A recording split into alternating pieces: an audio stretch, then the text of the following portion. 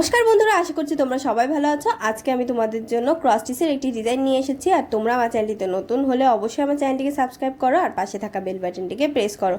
তো চলো এবার আমরা ডিজাইনটি দেখে নেব। ডিজাইনটি কিন্তু আমি আগে থেকে তৈরি করে রেখেছি। দেখো, প্রথমে সেন্টার থেকে সেলাই করা স্টার্ট করব। সেন্টারের এই পাশে দেখো একটি ক্রস স্টিচ, তারপরে তিনটে ক্রস স্টিচ, তারপরে দুই সাইডে দুটো দুটো করে ক্রস স্টিচ আর মাঝে একটি গ্যাপ, তারপরে তিনটে ক্রস স্টিচ, আবার একটি ক্রস স্টিচ।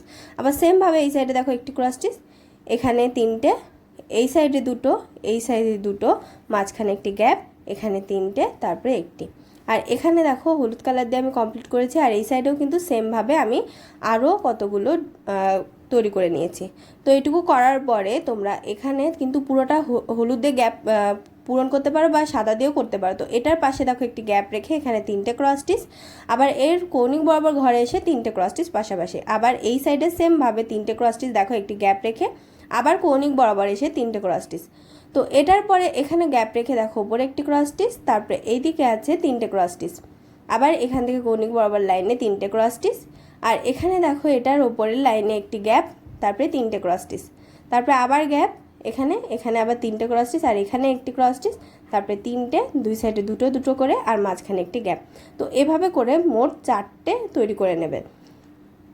আর ভিতরের অংশটুকু কিন্তু তোমরা সাদা দিয়ে কমপ্লিট করতে পারো, তাহলে আরও বেশি ফুটে উঠবে। আর ডিজাইনটি তোমাদের কেমন লেগেছে কমেন্ট বক্সে জানাতে ভুলবে না।